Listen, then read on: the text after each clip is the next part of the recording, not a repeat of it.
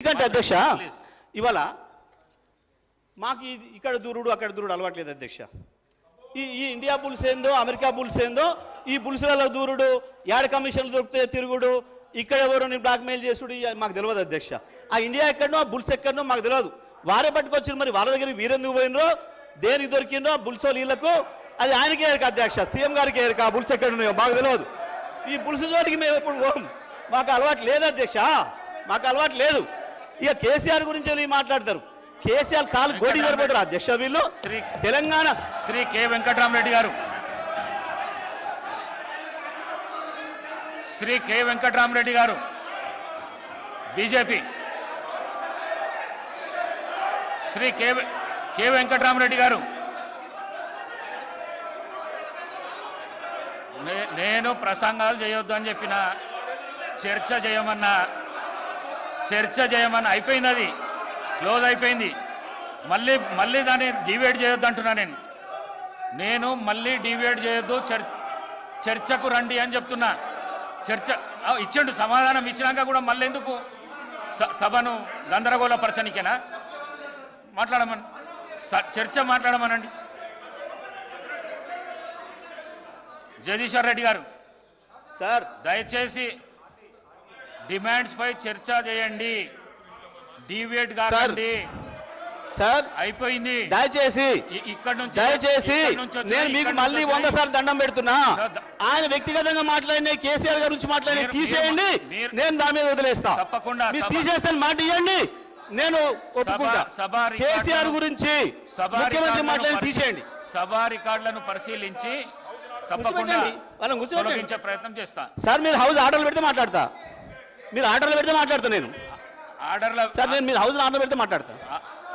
అధ్యక్ష, నేను ఇప్పటి వరకు శాసనసభలో ఎప్పుడు కూడా ఒక అక్షరం కూడా డిబేట్ మేము మాట్లాడలేదు. ఈనాడు కాదు, ఇంతకుముందు కూడా ఏనాడు కూడా, గతంలో నాకు ఇచ్చిన అవకాశం ఇచ్చినాడు కూడా. కానీ నేను సబ్జెక్ట్ మాట్లాడుకుంటూ పోతుంటే ఎక్కడి నుంచో ఎందుకో ఆవేశంగా ఉరికొచ్చి అధ్యక్ష ఆర్డర్లు పెడతారా పెట్టరా?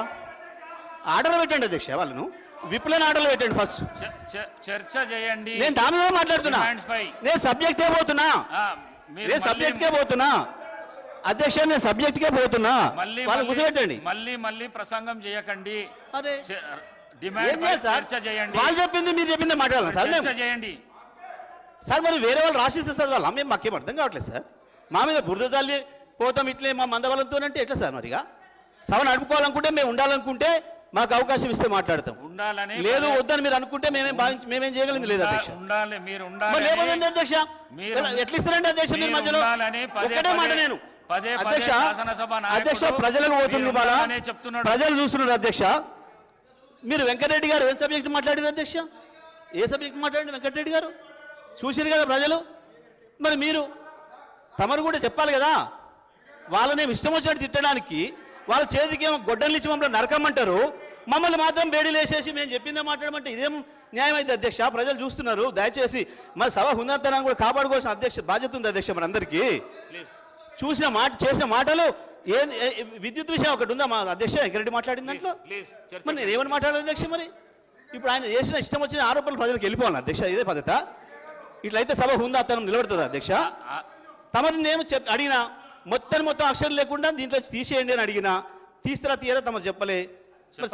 హౌస్ కమిటీ ఏమని అడిగినా దానిపైన కూడా సమాధానం లేదు. అది చెప్పండి అధ్యక్ష. జగదీశ్వర్ రెడ్డి గారు సార్, మీరు చైర్ను ప్రశ్నించొద్దని ఇంతకు ముందు చైర్ను ప్రశ్నించడం కాదు రిక్వెస్ట్ సార్. చైర్ అభ్యర్థిస్తున్నా అని చెప్పిన, దండం పెట్టి అభ్యర్థిస్తున్నా అని చెప్పిన, నేను దండం పెట్టి అభ్యర్థిస్తున్నా అని చెప్పిన, నేను చైర్ మీద ఆరోపణ అని చెప్పినా నేను. అయినా మీరు చెప్పలేదంటే నేను నా సభలనే మీరు ఈ విధంగా మాట్లాడితే ఎట్లా? నేను సభా రికార్డులను పరిశీలించి నేను తీసేస్తా అని చెప్పినాను. మీరు మళ్ళీ నా మీదనే మీరు ఈ విధంగా మాట్లాడితే ఎట్లా? ప్లీజ్ చర్చ చేయండి మీరు ప్లీజ్. అధ్యక్ష ధన్యవాదాలు. అవి తీసేస్తున్నందుకు. తీసేసినా సరే నేను హౌస్ కమిటీ దాని మీద ఇప్పటికి కూడా కట్టుబడి ఉన్నా, ఇబ్బంది లేదు. నేను అడిగిన ఛాలెంజ్ మీద కూడా వాళ్ళకి ధైర్యం ఉంటే రావాలని చెప్పి కోరుతూ